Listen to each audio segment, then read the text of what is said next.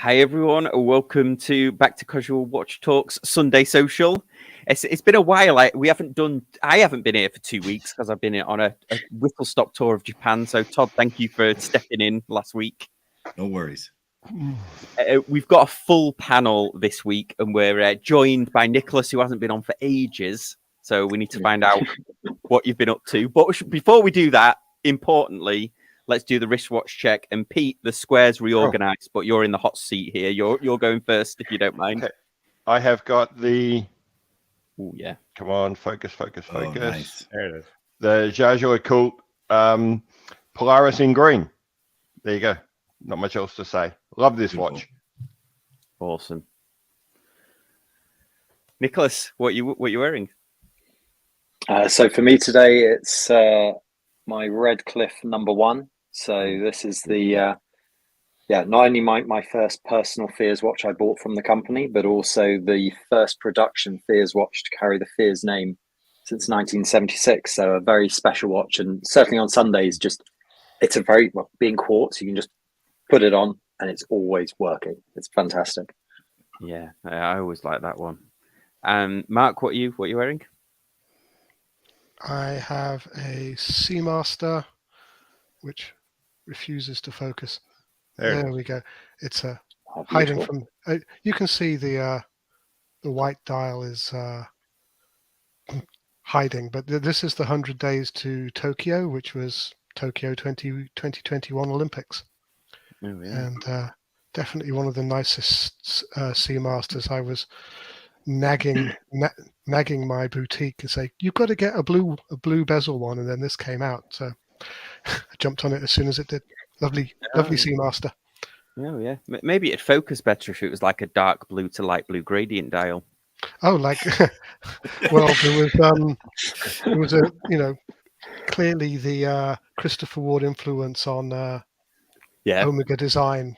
The Prince, wasn't it? Yeah, the 12 came out, and then you shared that Sealander that had that similar dial as well. Omega stealing ideas. Todd, what are you wearing? Seiko Todd. So I have, as usual, I have two because I can never wear one watch in one day. So the first thing is this. It's a JDM Seiko, the civilian versions of what the Japan Defense Forces were issued back in 1970, this one is. And so that one's going. But I went to church today to kind of match the shirt. I wore the Longines Big Eye. Nice. Chronograph speaking of gradient dial, and you can see it matches the shirt nicely. And this is a Swatch Group product that isn't overly priced right now. Controversial. So Todd, Todd V, what are you wearing? I am bringing one just to irritate Mark today. I've got my Christopher Ward, the SH21, that has the Roman numerals that I love so well. It's a beautiful watch. It has the 5-day power reserve, double barrel. Love this watch. Oh yeah. So actually, YouTube blurred that the Roman numerals out. It wasn't me doing it. Good old YouTube. They get something right once in a while. Listen, you guys. You've got to love class, everyone. I got to bring class to this game every once in a while. Me and Nicholas. So mine, I purchased two watches in Japan, as well as like passing up on a fantastic deal on a Grand Seiko that's still haunting my dreams. But anyway. But I did actually buy a Grand Seiko, which is the 6146-8000, which is in 1969 with its little medallion on there. High beat Grand Seiko. Nice. I put on an aftermarket bracelet, but yeah, really, really cool. It actually the case looks similar to the newer King Seikos, which was interesting. But yeah, they had this one and then a King Seiko in great condition. I didn't know a lot of history about it, but it seemed like a fair price for it. But yeah, so I've been kind of wearing this, and I quite like it. Anyway, so this week's topics, we're going to talk. Well, Nicholas is going to let us know what he's been up to since he last joined us on the show. We're going to talk a little bit about Windup. We're also going to talk about the new Seiko and the new Louis Vuitton because they're definitely creeping up in the price, but most importantly, let us know in the comments if you've got any questions for anyone in the panel, and then we'll try and answer those live as well. So we'll get going. But Nicholas, what have you been up to? You haven't been on for what, 3 months, maybe round about that, 4 months. I think it's actually longer than 3 months. My goodness, it is. Yeah, it's sadly been quite a while. It's so the last 4 weeks has been the longest I've actually been in the United Kingdom this year in like one consecutive time. It's been it's been quite a busy year. So this week I fly out to Chicago for Windup Chicago, and that will be my 27th flight of the year. So I feel like I'm spending my entire life just going through airports and but it's so it's been a busy time. And by the way, that's not me just going on holiday. Like this has all been for work. This is going and meeting with Fear's owners and collectors around the world, but also we've grown our retailer network. So going and meeting with the retailers, doing events with them, and doing a lot of watch events. I mean, the craziest one was I went to the Czech Republic for 22 hours to attend a Red Bar event. And that was a chap, I'd met him in Geneva at Watches and Wonders at a party. And after quite a few Swiss beers, when he was like, hey, we'd love you to come out and, and bring your watches and come to an event. And I was like, yes, absolutely, we'll do it. Let's set a date. And literally before we'd left the event, we'd like pretty much booked in time. And then the next day I realized that I actually had 1 week where I was going to be in 3 countries in 1 week, but I did it and I survived it. So it's for no other reason than I've been traveling. And then the few weekends I've been here in the UK, my long suffering husband has been like, no, it's Sunday. You're turning your phone off. You are not talking to people. You can't talk to your friends. You have to just sit and relax and do nothing. So bless him. He's been very good at like keeping me, sane and healthy. But when I said to him, I was like, look, I really want to join. He was like, okay, well, you've had 4 weekends in a row, like sat at home doing nothing. So yes, you're allowed to partake again. So hopefully this will be the first of many live streams, assuming people actually want to see me and hear what I've got to say. But it's been a wonderful time. And I mean, during the last few months, I've got to meet people like Pete. We met in February in person in Australia, which we had a very nice lunch together, which was wonderful. So, and I've also met quite a few people who follow the live stream weekly. I've met them in America and in other places around the world. So yeah, it's been a crazy time, but hey, it's a cliche to say when you enjoy what you do, like you don't really notice how tiring it is, but it's true. Like, yeah, I enjoy it. So it's wonderful.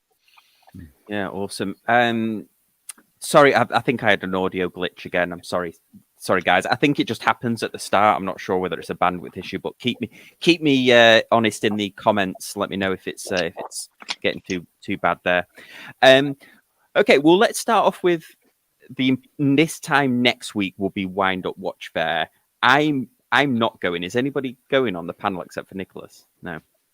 I thought about it, and if I could have made it a business trip, I'd have gone. But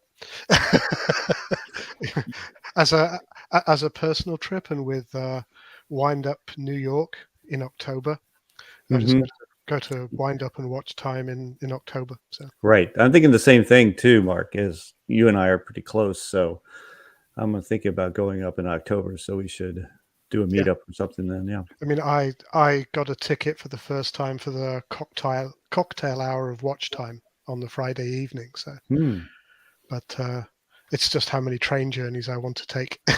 But I think it's still going to be cheaper to do the train Friday, Saturday than it is to get a hotel room in New York anyway. So, yeah. I think I'm going to do the New York one, to be honest. I did look at doing the Chicago one, but I think, because I love New York anyway, so it's just a great excuse to go. Got very little interest in going to San Francisco again. But I think, and also I think the New York one is still the biggest. Yes. Oh yeah, it is without a doubt. It's the big one. It was very interesting because this trip there are fewer British brands going than normal. So usually at the wind-ups, on one of the nights, usually the Saturday night. Fears does basically a dinner and drinks for all the British brands. Basically, you know, Brits abroad, you've got to go and have far too many pints together. And this time it was really weird going through the list and being like, oh, so who am I inviting? And I was like, oh, it's about 5-6 brands. Whereas in New York last October, it was, I think we were almost at like 8 or 9 brands. It was, yeah, New York is by far the biggest. But I'm excited for Chicago. I mean, Chicago is a city I personally love. And I think also it's quite nice when you have an event where it's got enough brands there and it will be a lot of people, but it's a tiny bit more on that sort of more intimate side. So you get to have those more like, as a visitor, you know, you're not competing with thousands and thousands of people. But then as an exhibitor, you get to have a few more like in-depth conversations, which I think will be good fun. Yeah, I love Chicago as well, actually. But yeah, if I had to pick one, I'm definitely looking forward to the New York one. But I don't know, I've not been to a wind-up watch fair. So do people launch watches there? Is there like, are we expecting new watches to be launched that we've not seen before? And if so, has anybody got any guesses or predictions about what might be launched?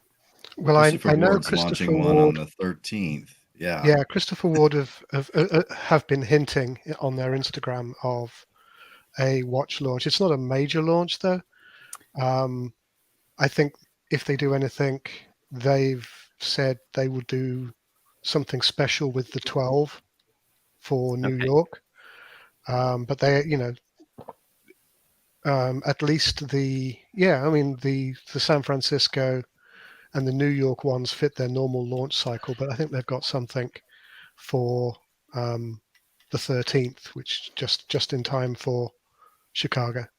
Yeah, I mean, the Christopher Ward teaser couldn't give away any more what the actual watch is going to be. Yeah, like it's hardly. I mean, I don't know. I don't know. Like, I haven't got any advanced knowledge of what it is, but the way that they've done the Trident, there's just sufficient outline. I think there's a good clue as to what the case material is, certainly.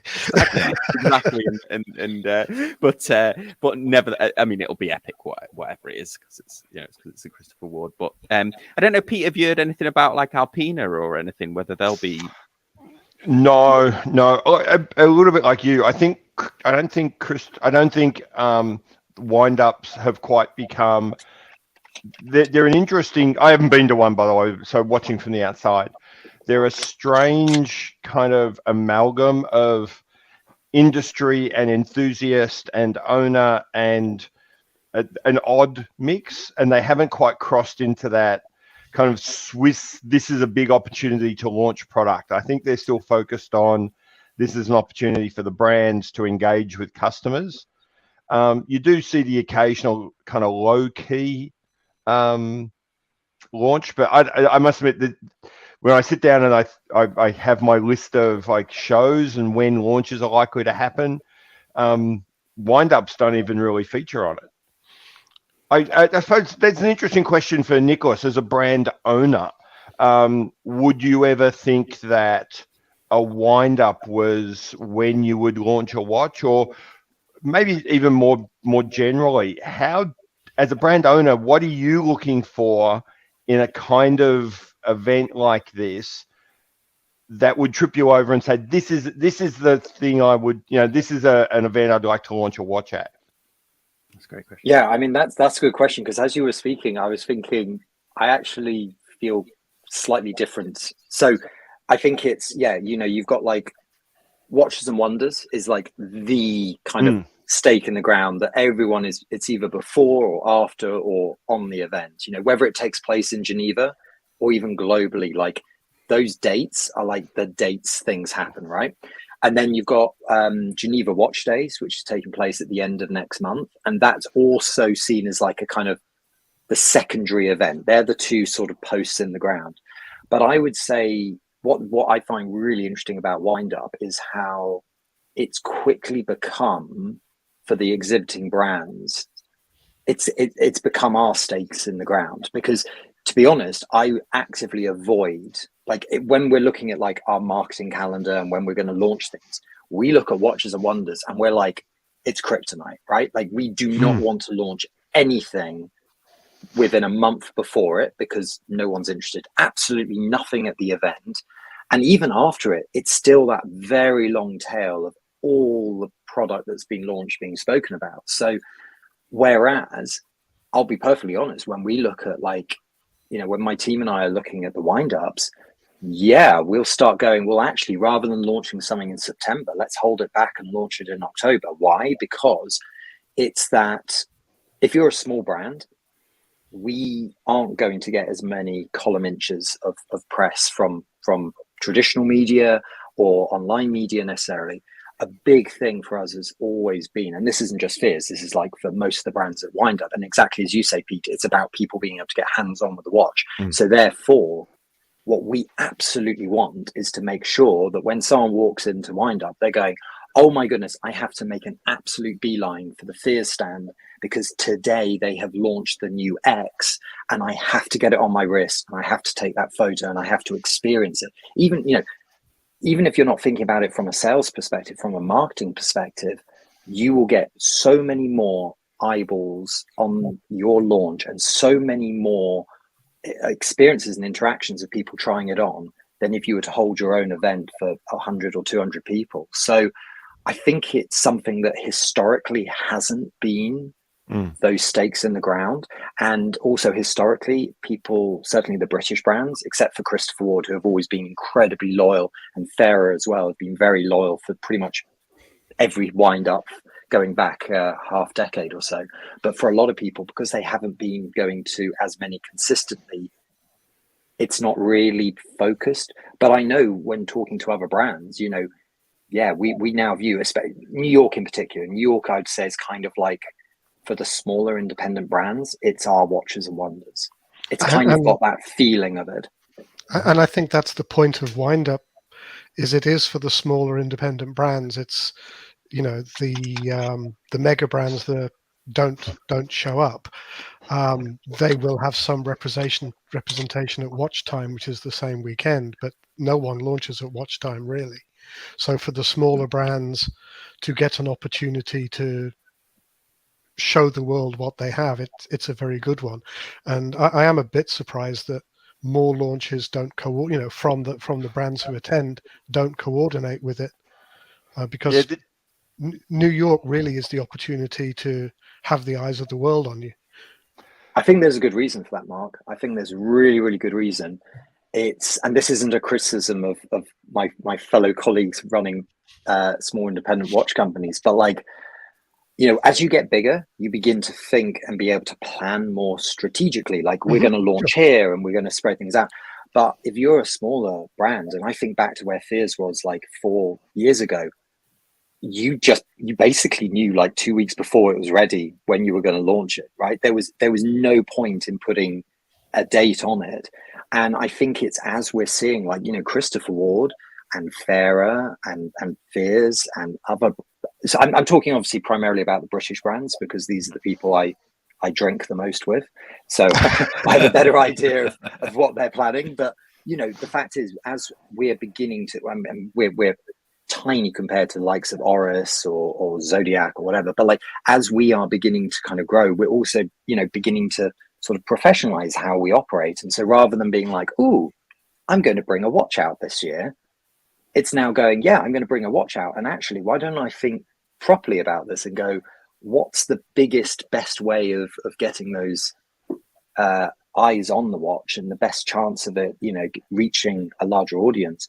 And I think it's kind of that self-fulfilling, like as we go down the line, as there's more years behind, as brands grow, also as Wind-Up's growing. I mean, I remember the first Wind-Up I visited was in 2019. That was when it was still a New York only event, and it was over in the Chelsea markets, and it was brilliant. It was wonderful. But the fact was, it was a much smaller event. It wasn't quite as sort of professional. Whereas last October, I mean, it was huge. It was in a new venue. It was on multiple floors. It was fantastic. And the same with San Francisco. San Francisco in April was, I don't think it was double, but it was nearly double the size of it the previous year. So it's kind of not only are as the brands are beginning to sort of grow and develop and also mature and begin to learn, like, yeah, actually, let's be clever about this. It's also that the event is now becoming a more significant event. And actually, I just saw there's a comment come up from Matt H. Will Fears be at the Red Bar event in Brighton in September?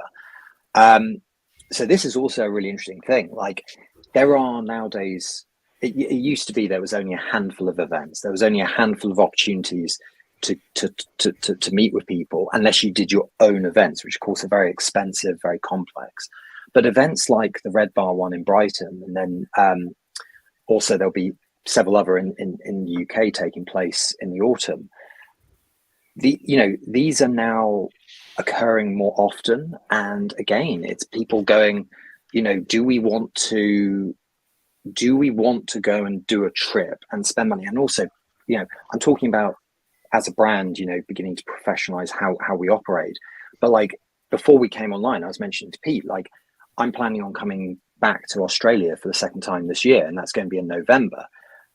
I'll be honest, there's a reason it's in November and not September. That's because, there may or may not be something coming out of Windup New York in October, right? So if you're going to be paying for an airfare the other side of the world and the hotels and all of that, it's going, do you do that before you launch something new, or do you do it after you launch something new? It's just, when you're a small brand and you've got, very small resources to spend on these things, you have to be clever with it, right? And I think increasingly brands are realizing with Windup that if they actually launch something new there, it's not necessarily because Windup give you extra, push, but it's just, would you want to launch a watch into the ether, or would you want to launch a watch and then have thousands of people come and see it and try it on in the space of 3 days? I think very quickly people have worked it out. Yeah, So I would imagine there's also a nice contingent of watch press there that you're going to get extra coverage that you might not get if you just launch it into the ether, like you said. Yeah, you even the Friday last year, bumped into Rob Corder and Ariel Adams was hanging around. So some of the anything big in watch presses are sort of perhaps an oxymoron, but they're certainly there because there are the two events, and you actually have that opportunity to see things.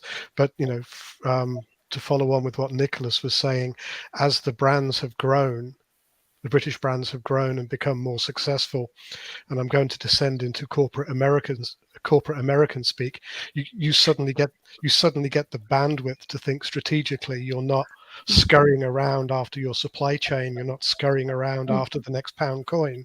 You hopefully have the ability to think strategically and have a better plan for where your business is going. And if Windup is part of that, that's great. Yeah, that's a great point. Absolutely. I think did we get an exclusive there, Nicholas? Or are you releasing a Fears? No. You didn't hear anything. It's only San Pellegrino I'm drinking right now. So no, you didn't hear anything. So your marketing team on Monday is not going to be standing outside the door with cricket bats then. Well, let's just say I'm glad that I'm not going to Bristol before I go to Chicago. They're going to be waiting for me at Terminal 5 Heathrow, going, you said what on Sunday night? No, that was fantastic. Well, we've got some questions. We've got some questions pouring in. So first of all, Sonny asks, is the market trending towards smaller watches? Which is a question we've asked ourselves multiple times. And it is. Yeah. I think it is, but I think there's people that like collecting sort of smaller watches, isn't it? I mean, what is a small watch? 36 or lower, or 38 or lower, or less than 40. Yes. Okay. Yeah. I'll go with that. So we just think the answer is yes. It seems that the market is sort of trending towards, when you got like Christopher Ward doing a 36, which you would never have envisioned that a couple of years ago. I think that's right, and I suppose it's good for also sort of unisex size as well, isn't it? Those 36 watches. But I know the only thing I would add to that is I think there's also a trend for more and more brands to offer multiple sizes.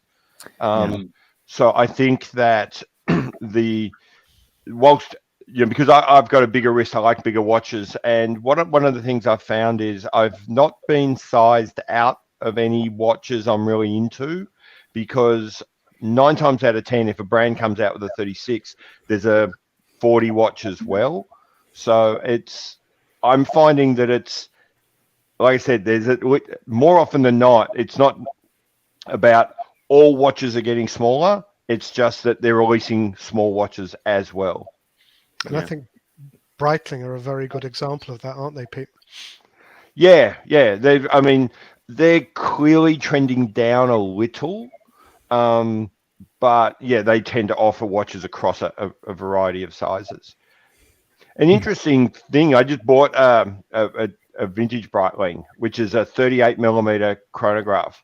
And one thing I've come to realize is 38 millimeter chronographs are the dumbest thing on the planet. you just cannot read them. They are completely pointless. If a chronograph is less than 40, it's a piece of jewelry. So maybe when you're 20, it works still, but at my age, I have a hard time seeing virtually anything. So the opposite of that is what I think I showed the other day. Is I've still got, I bought this again. Is this Bulova reissue of the Stars and Stripes? Oh yeah, which is 46 millimeters. That's a big boy. It is huge, and I cannot wear this. Really? I mean, I just can't. It looks like I'm eating dinner off of my wrist. It's a Pete watch. Really short. It's got, because of those hidden lugs. Yeah. Imagine if that had 54 mil lugs on a 46. Oh yeah, that would make it truly huge. Oh yeah, it's just. But what's funny is that the original was 43 with the one I have, which I was doing a comparison and I want to do a write up on. But why did you? 43 to 46. They're using the precisionist movement, which is a big boy. However, he turns his head and he has an Accutron 2 here, which needs a new battery, which is why it's sitting behind me. There we go. Which uses a version of the precisionist movement that it's not quite as fast, I'll say, right? It's a quartz movement, so it's not, it doesn't quite have the same equivalent amount of beats per hour equivalent in hertz, but this is 40. Why didn't you put the Accutron 2 movement in the, and this way you would have been able to make that watch 41 or whatever you wanted to do. But I still to this day don't know why, because you don't get the with precisionist, the beauty is the sweep hand, but on the chronograph you don't have the sweep hand. You have one of the sub dials, but it's only tuned to go like every half second on both watches. So why not make it human sized? I don't know. Yeah, I think there you go. But I mean, to your point, Pete, you're right. I mean, there is a right size for a chronograph. I rewatched what turned out to be the unexpected longest Bulova advert in history the other day. Time Cop with Jean-Claude Van Damme. It's actually, there's a scene where because it's all about time, and there's a scene where his wife is at the mall and he kind of comes behind her and he does this speech about time, but she's looking in the window and all it is Bulova clocks in the window. He actually wears a Timex, I think, in it, but it's it turned out to be quite the longer Bulova advert there, because it's sort of in the. I don't know why I'm worried about spoiling a 25-year-old film, but it also ties into the ending. Anyway, we've got a request for opinion on a Lyndon's asking, I love vintage divers with modern specs. I'm eyeing up the Edox Skydiver Date Automatic in blue. Thoughts and opinions. I've never seen this one before, but it actually does look pretty cool. So yeah, they're definitely leaning right into the. I don't know even if that's a vintage Edox sort of watch they had there, but I don't know. I quite like the look of that. It's handsome. Yeah, they do. I've got one or two of them. They make a nice. I've got one Edox now. They make a nice watch. So the quality for the two I've had have been right up there, perfectly acceptable. They're in that entry level price point. They absolutely hit all the marks that you'd expect for the price there. So for the buyer or potential buyer, they've gone back in time a little bit over the last couple of years. So they've done a lot more of these retro things. They're very nice. They're very pleasant. This is not the one I think he's thinking of, is it? Or is it? It looks very slim on that one. Yeah. So there's a couple of them. There's these ones which I'm going to say are reminiscent of something like the Oris Diver 65. I don't mean they copied it, but it's just got that feel that I think are quite nice. They've got another batch which come across as very sub-homage. So I'd probably say clear of those. Yeah. And it's a decent size, isn't it? 42 mil. Although there you go. They're sort of more unisex ones or 38. So they're offering multiple sizes in there. So yeah, I'm interested in what a 42 mil one of those looks like. I think it's a very smart looking watch. I don't know whether do Edox have their a proprietary movement, or are they using No, the it'll be a Solita. Okay. Yeah.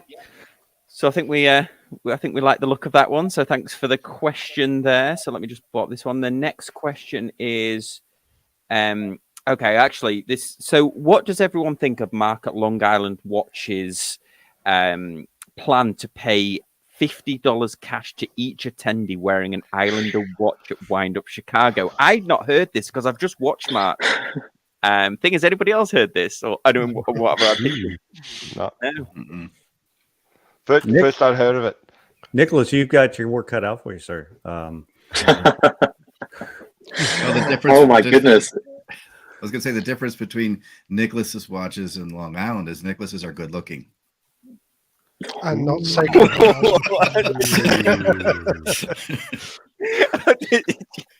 Oh no! Well, an Islander. That is, I mean, that's sorry, Mark. that is certainly a way of ensuring there are plenty of the watches being worn on the day, right? And I have to say, like, for anyone who hasn't been to a Windup, like, yes, everyone is coming to the different brands and the tables and looking at what's there.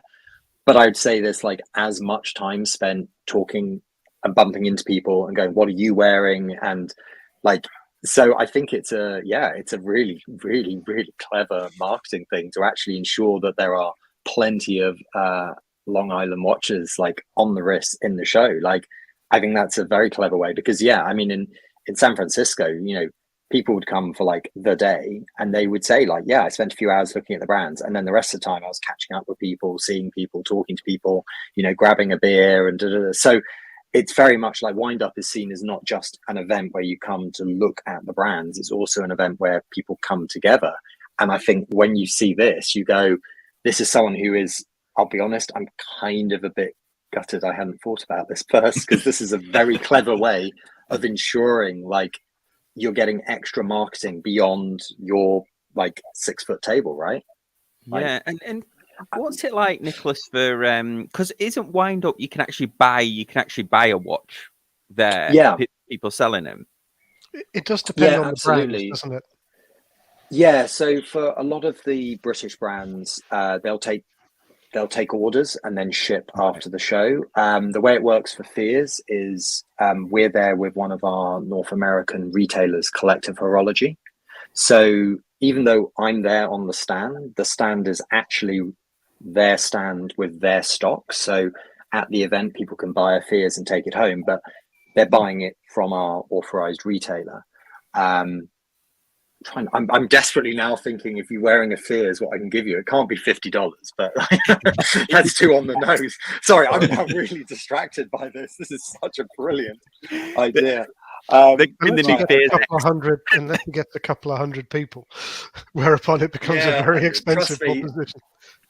There's going to be some phone calls amongst my team first thing tomorrow morning. But anyway, back to your point. So yeah, for a lot of brands, they'll take orders at the show because it's also like a security thing, right? And it's, you know, how, if you've got a very large range of watches, how do you know what people are necessarily going to want to buy? But then for other brands, it's a simple way of going, well, look, if we're paying the money out to go there, we need to make the money back, right? Personally, for me, any event we've ever done, I've never viewed them as a sales event. For me, it's always goes down on the marketing side of things, as saying like, it's about meeting people and getting watches on people's wrists and answering questions and doing that. And I would say it's a real mix there at the event, which is why like this idea is genius, because it's about like ensuring people are talking about your brand in the room. I mean, one thing that is really nice is the brands who are there, like, yeah, you know, we are literally all stood behind our 6 foot wide tables. And we are technically like competing against each other for eyeballs, but there is a really good sense of like camaraderie together, and you know, the competition side kind of disappears, and that's when you realize like actually running a small brand puts you in a really nice space with other like-minded people. And for me, it's also catching up with people like Jonathan from Brew Watches, the guys from France at Baltic. You know, it's really nice to catch up with not just the Brits, but like other small business owners, and be able to like grab a beer afterwards or have a quick coffee at lunchtime. You know, it's a really nice event in that regards as well. It makes you suddenly realize that even though you're like a tiny little pinprick within this wonderful industry, for like 3 days, you actually matter. What you're doing really does matter. And it's nice to be amongst other people who at the same time are going, yeah, actually all those long nights and weekends are worth it to be here doing this. Yeah, no, that's a great point. So next question is this. I mean, I'm certainly not going, but it's just asking if anybody's going to Red Bar Global this year. Yeah, you're going. Yeah, absolutely. So you'll see fit. Thanks for the question. Next one is Brassic Times saying, I hear UK ADs are seeing a significant fall in sales, particularly at the low end, mid-market, up to 2 to 3K. Does the panel think this is temporary, or is this the start of a mass brand extinction? Would you like me to start on this one? Yes, please. Yeah. So one of the things that's happened is that you have to pay VAT, and you can't get your VAT back. You've also lost a lot of the Asia, particularly the Chinese tourists who would come in and buy a lot of watches as well. I don't think this is a brand thing. This is a Brexit / geopolitics issue more than that. But you know, the ADs are, at least according to Watch Pro, you know, really suffering. You have to have a separate visa for the UK. So if you're visiting Europe, why would you visit the UK? You can't get your VAT back. Is that right, Mark? Yeah. You used to be able to, because I just got the you used to be able to, yes, but you can't now. They changed it. It was at the dawn of Brexit, January 21. They changed it for no clear reason. They changed it, and they reckon as a result, certainly the luxury goods industry in the UK has lost, I think, over £1 billion in revenue. I mean, this has been per year. Catastrophic. Yeah, per year, Mark. Yeah, that's it. I mean, this has been catastrophic for not just the watch industry, but also leather goods, clothing, shoes, like you name it. Because very quickly, if you're flying over from say China and you're coming to Europe, really, you know, what's the difference between London and Paris? They've both got beautiful culture, beautiful architecture. You know, at the end of the day, why pick London? And actually, sort of linked to this, but in a different price point. In May, I was in Dubai with our retailer out there, and it was very interesting talking to local Emirati collectors. And for people who don't know, a lot of the Emirati will decamp to Europe in the summer months when Dubai gets up to like 50, 55 centigrade, you know. So, and it was very interesting because the conversation between them all was like, oh yeah, this year I'm not going to London. I always go to London, but this is the first year we won't because of the watch crime. Why would I go there when I can just go to Paris or I mean, I would hardly argue Paris is any safer. Yeah, but, same with you know, Venice. sorry. Well, yeah. Well, yeah, and Barcelona. But it was that thing where you suddenly realize that like all of the news reports are having a direct impact. And let's be honest, if you're a luxury goods retailer or a hotel, or, you know, you are so dependent on the July, August, when a lot of the Middle Eastern families will come in and take over a block of hotel rooms for 2 months. You know, they'll take over a floor of suites, and then all of the, you know, the chauffeur driven cars, the restaurants, everything else is dependent on. And that this year we're already hearing that's just not occurring to the same extent it was before.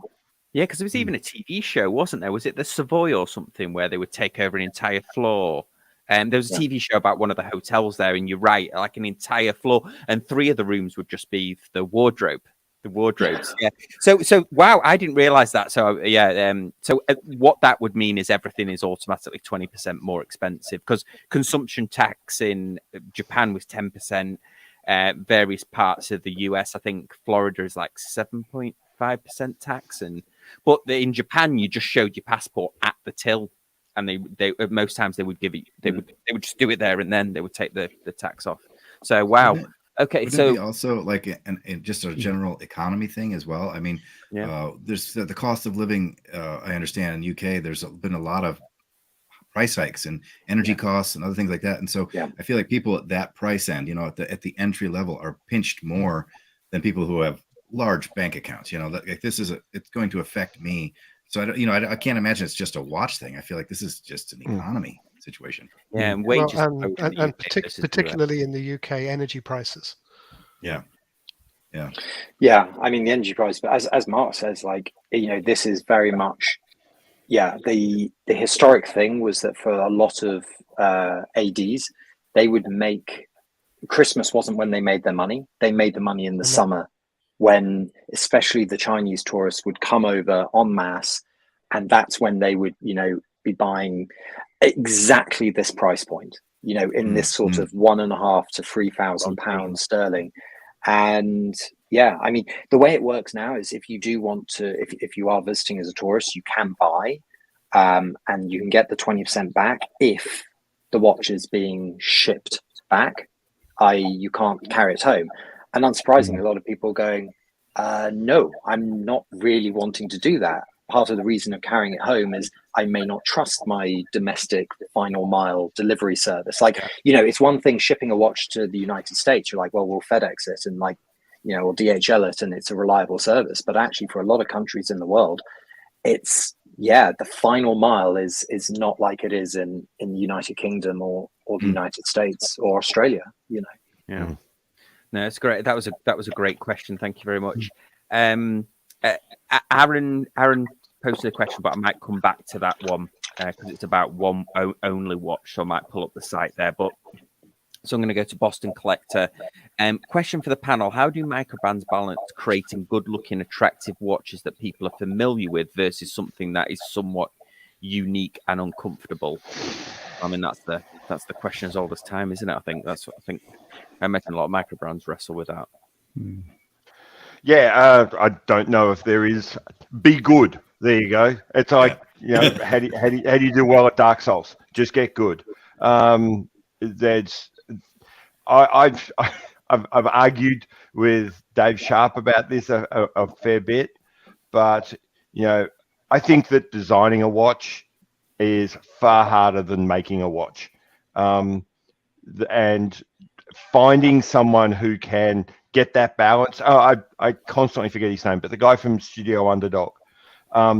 There's a case of like a brilliant designer with a really solid visual sense, a sense of style, can just walk in and then just wow it, you know, just knock it out of the park. Whereas so many other people will slave away at it and never get it right because they just don't have whatever it is, that little piece of magic. But I suppose a question back, and it's on my hobby, on a little bit of a hobby horse, but this question has really got me thinking about it. How do you price that little piece of magic? I mean, we'll talk about Christopher Ward, for example, where they talk about they're 3 times the cost of production. And there's something kind of Marxist about that says, so something that's quite ordinary and unspectacular will but costs the same as something which is really special, which is really a product of genius, they will have the same price. And there's something kind of wrong about that. If something is really cool, if there's only one or two people in the world that could have come up with that idea, then surely it should cost more. Although, You know, to be fair, as a counterpoint, the 3X did allow me to afford a Belcanto. If that was £15, I wouldn't have one. You and me both, Mark. You and me both. There's something to be said too about building a brand, though. Too, like I don't know that you can come out of the gate even with a great design and command those dollars. There's, you know, because there's a lot of. I would be one to be like, I have some fear and trepidation about jumping in, even though it's great, it's beautiful, and I would like to have it. But if it's X as opposed to an entry level price, you know, I don't know. It's about. I think that's what Christopher Ward did so well is, when they were launching, these watches were, you know, $500 or so. You know, and they had their coupons all the time, and it was like they were able to create that brand loyalty, you know, and then play. Yeah. So I suppose a quick question for speaking of brands and commanding price points. A quick question for Nicholas. So when are we seeing a Fears only watch? We've seen Baltic go there. We've seen Furlong Marley go there. Have I said their name right? They've gone there. Furlong Mari, yeah. I mean, look, it's certainly something I would be honoured to do. It's certainly something that's been in my mind. I mean, there are going to be, I think it's something which you go, it's the right platform to go on. It's the right platform to do. You need to be a brand that has that recognition, though. Like, and that doesn't mean you have to be a big brand, but you have to have that, like, you know, Baltic, Furlong Mari, like most people in the watch scene have heard that. Whereas, you know, I haven't got a big enough ego. You know, I can hear my husband laughing downstairs when I say that.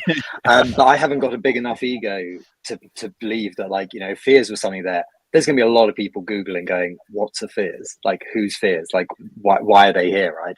And I think that's kind of a thing of, like, you need to have that, like, just name recognition. And therefore people are like, oh, I'm looking at the watch without having to, like, learn.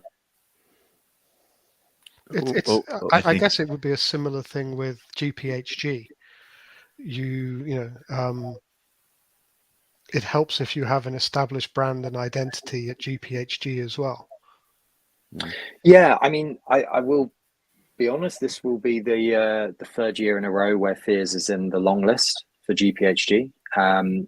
It's a real honor to suddenly get the email saying people have nominated your watch. Like, you know, could you please provide us more information? So right now we're finalizing all the details and information for that, and that's a huge honor. But it is also that thing where, you know, that, like, you know, the first year, if I'm thinking, like, we had a watch nominated, literally the people then voting will be like, who on earth is this? Like, no idea. The second year, though, it was very interesting how many messages I got from people on like in the academy and on the jury going like, look, you've been nominated. This is wonderful. Like, and so, you know, trust me, I don't think we'll even get onto the shortlist this year. But, you know, the fact that the third year in a row, and last year I actually went to the award ceremony. I got invited to go with two of my colleagues. And what I was blown away by was after the 3-hour ceremony, which is all in French, with the worst translation done for a little and Swiss French as well, which is nothing like Swiss French. And the worst thing was the translation was so far behind. The MC would, like, make a joke and everyone would roar with laughter, and then you'd get the translation. And then when you laughed, everyone else had been quiet. So everyone's looking at you thinking, you know, why is this person so slow to get the joke? Like the famous apocryphal story from the United Nations, where you have the German ambassador to the United Nations talking, and after about 10 seconds, the English translation goes silent. and it carries on going silent, and then you suddenly hear, "Get to the verb, man, get to the bloody verb," because he can't translate in English anymore until he knows what the verb is. Oh yeah. No, it's. But one thing though, but as a kind of final point on the things like the GPHG and like every watch, these things take time, right? So even though Fears has been going now 7 years, and I recorded a podcast interview earlier this week, and the interviewer said, "Oh, how does it feel like being an elder statesman of the British watch industry?" And I booked myself in for a facial as soon as that interview finished. I was like, okay, I'm clearly aging quickly. But it was that thing. So even though I feel like Fears has been going 7 years, I look at what we've accomplished and what we've achieved, and the people I've met.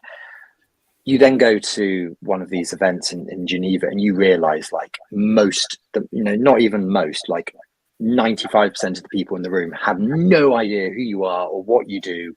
And that's fine, but it also means that like, yeah, it'll take a bit of time, but don't you worry. It's in my sights for one day. Yeah. So we sort of, I mean, Aaron, we kind of talked a little bit about Only Watch. So we didn't exactly answer the question, but does anybody know that why Patek doesn't show their entry? Aaron's asking. I don't know if I know the answer to that. But I mean, they have in the past. This one though is I think because this one it's a limited edition with a unique movement being made to honor Philip Stern and to commemorate the work he's done at the company. And the first of this limited run of watches is going to be a special version just for Only Watch. So I suspect the reason they're not showing it is so they don't steal the thunder from the limited series as and when that launches. So they're probably just trying to keep, and this is actually an interesting point about GPHG, because people often don't realize it's for watches that have been made commercially available between, I think it's like March last year and October this year, right. Which means that when they reveal the long list of watches that are available, have a good look through it, because quite often you'll see watches and you go, I've not seen that before, and you won't have seen it before because it's not being launched yet. And so it's the only time you will see brands openly show stuff that they haven't actually launched. I remember this once happening with Laurent Ferrier. They had a beautiful green watch came out, and everyone was going, I've never seen that watch before. And yeah, correct. It didn't get officially launched for several more months. So there you go. There's the thing. When they first announced the long list, go through it carefully, and you might just find, and it's not just small brands, it's big brands as well. You'll sometimes find something that hasn't actually been revealed properly, but kind of has. It's very weird. Good tip. And we've actually got a question which I think probably is meant for Seiko Todd here, is thoughts on the King Seiko SPB 369 variant. So this is the King Seiko. Rumor is that they will it'll be discontinued shortly after their release. Any insights? Do you know anything on that, Todd? So the one thing I'll say clearly is that nobody understands Seiko. Yeah, they will do crazy things, and you'll try to figure out why, and there's really no good reason as to why. Maybe they'll discontinue something or bring something back out. Like, why do we have the NTth rendition of the 62 MAS right now? Yeah, so I can't claim, and I think that no one could claim if something's going to be limited or not with them. Yeah, it's interesting. I mean, I really like the look of that watch, but it does make me sad. I'm not a fan of the 6-hour movements, but anyway, that's we haven't got time to go over that one. To go over that trauma again. Okay, so then next up, another request is, what does everyone think of the bronze Big Pilot? Thoughts on the Oris Pro Pilot bronze? I really like the look of the IWC watches, but can't afford. Oris Pro Pilot is a good alternative. Big fan of the bronze and field pilot watch. What does everybody think? Any pins? Anyone owned an Oris before? I own Oris. Okay. Oh yeah, of course you do. You've shown it on the channel before. So You rate them? The Oris are very, very well made watches. I'm not a particular fan of the field watch or the pilot style watch, so I'm probably just not the best person to ask because I don't like bronze either. But they are very, very well made. They are honest about their movements and the modifications to them. They've become a bit pricey in their niche, particularly if you've got the caliber 400, but generally for what you pay for where they sit in the market, they are very good watches. They are reliable, so on. And if that's what you like, it's the only thing it doesn't have is IWC on the dial. And how much do you want to pay for IWC on the dial? And I'm hoping Pete doesn't tear my head off for that comment. Yeah, he's on mute, so that helps.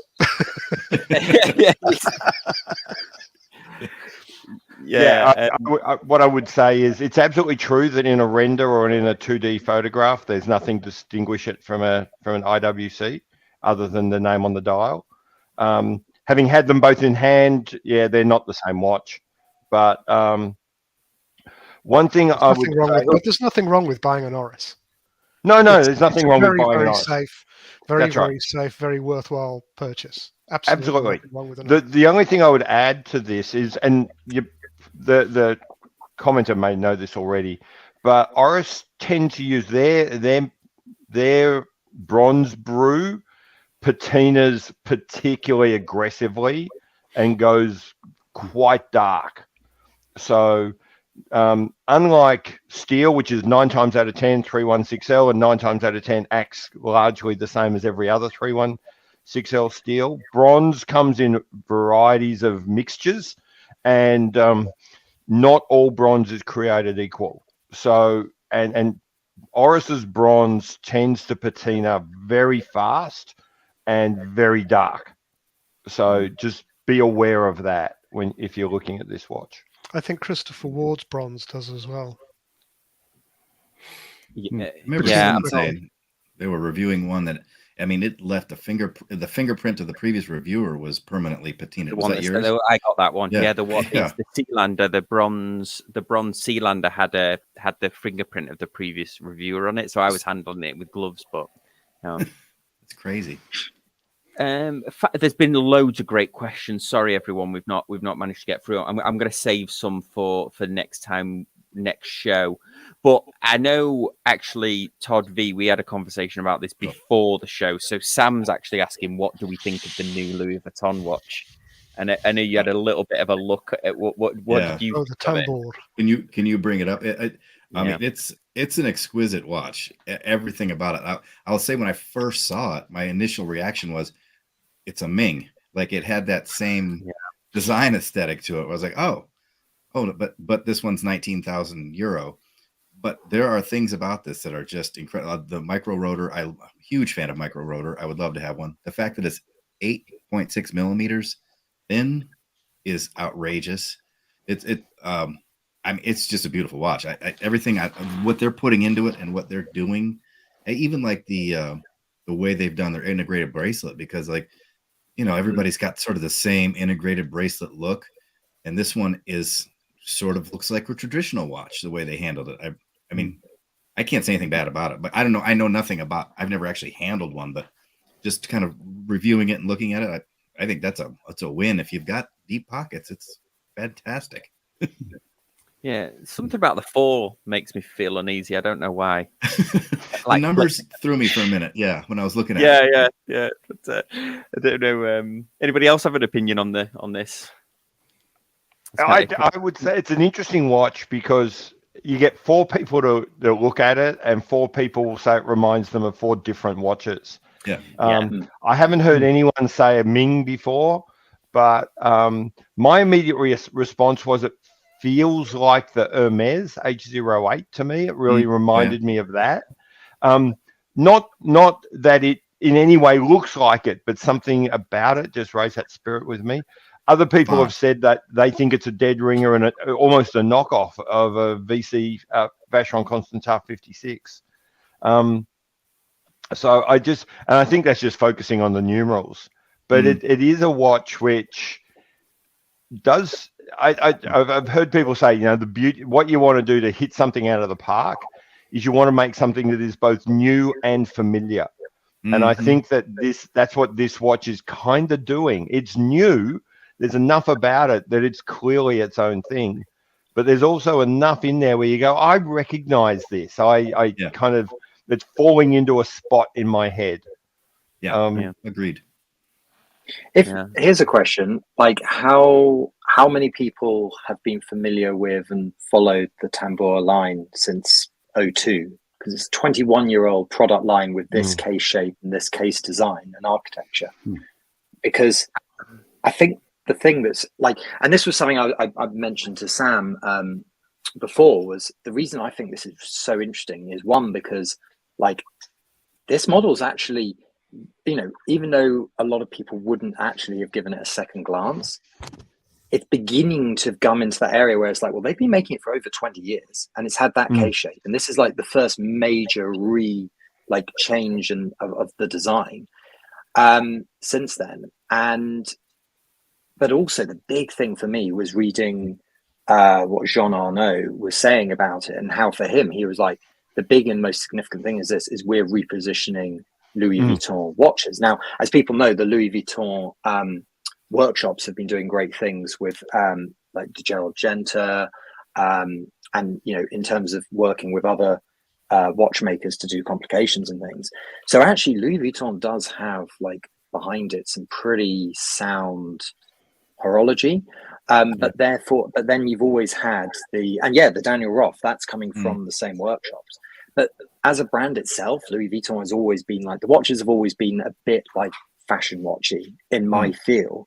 Whereas with this, they've gone, no, we are now, that era is gone. We're now going after, like, we're doing it proper in the way that Hermes is now doing it really proper. Yeah. And there's also a thing of saying the Tambor before was in that, probably that $2,500 to $5,000 price point, which it's fine. But I mean, could you ask for a more competitive price point? Like, there is so much out there at that price point. Whereas now, don't get me wrong, $20,000, that's a competitive price point. And now it's on par with, incredibly, brands with incredible histories and, but it's also that thing of going, what they're doing is they're offering something completely different. And they're now going, right, you know what, rather than playing here where no one's really interested, let's actually, I don't think I've seen as much talk and chatter, not just like on articles, but like in collector groups about Louis Vuitton ever. Like this last week, I have seen so many people talking about this watch. And not, of course, people are going like, it's $20,000. This is ridiculous. It's outrageous. But also a lot of people have gone, actually, I like the fact that it's not another Genta style integrated. Like, and actually, I've seen a few people going, actually, I've now started looking back at old Tambor watches. And Sam, you just brought it up looking, I think, Chrono 24, right? And you suddenly look at it and going, oh, yeah, actually, this is a watch with like modern heritage, which is actually quite rare, right? Because most watches with heritage is going back 40, 50 years. This is its own heritage from 20 years ago. And for me, I find that, look, don't get me wrong, if you give me $20,000, I'm probably buying something else. But don't get me wrong, when I go to London on Tuesday before flying out to Chicago, I'm making a beeline to Bond Street. I want to try one of these on because I've always quite liked the Tambor line, but not enough to actually pull the trigger. But I look at this and I'm like, this is kind of cool. And I like it when brands respect their own heritage and go, actually, 20 years is kind of, 20 years is heritage, especially nowadays. Yeah, I think to what you were saying, I would have, previous to this, put it in the Gucci watch realm in my brain, right? Yeah. But now they're kind of playing in the Bulgari realm. Like, it's, and maybe that's the problem. It's instant transition in my brain where I'm like, whoa, department store watch now is $20,000. So, but it's interesting. Yeah, that's a great point. But to that end, Todd, if you look on the website, they've now got the like Street Diver, which is around, I think, $8,000. The high complications, and then this. They've literally overnight all of those $2,000-$3,000 Tambors, they've gone. That's ended straight away, and they've just gone. And I think that was actually quite brave of Jean Arnaud to actually admit in an interview and say, like, yeah, this is kind of make or break. Like, this could be the worst decision we've ever made, or this could be like set us out to be taken seriously. And I think you there's two ways of doing it, right? Like, you either creep up in price, and I don't know a huge amount about Seiko, but because in my head, and I know, Sam, we've discussed it before, Seiko to me is always still going to have that tinge of Argos catalog. You know, it's always going to be that £100. So when you suddenly are seeing like non-grand Seikos in thousands of pound price points, I'm like, how did it creep up to this area? And I know that's a limited edition watch, but with Louis Vuitton, it's kind of going, they could spend 20 years creeping up, or they just go, you know what, watches are probably barely 1% of Louis Vuitton as a brand's turnover, and of LVMH's turnover, it's not even a percentage point on the balance sheet. So suddenly you just go, what's the risk? The risk is this could work, or they've shot themselves in the foot. But it's kind of, I don't know, it's kind of exciting to see someone go, actually, we're just going to take a gamble and, you know, actually try something different, try something new. The movement is really nicely done. SJX has a really good review with some beautiful photography on it. And as I say, I have never once, after seeing a Louis Vuitton watch launch, thought I must go to Bond Street and try this on. Whereas, yeah, I want to see. So if I do, I'll make sure to share some photos of it if I actually get hold of one. Please do. Yeah, and definitely you'll have to come back on and let us know how Windup went as well. But huge thanks to the panel, and thanks guys for all of the great questions. Sorry we didn't get round to them all. What I'll do is I'll try and go back through some and pick a few out for maybe if we do a show on Tuesday, or certainly next Sunday. But yeah, big thanks to the panel. Thanks everyone for joining, and we'll see you all next time on Casual Watch Talk. Thanks everyone. Bye. Bye. Thank you. Bye.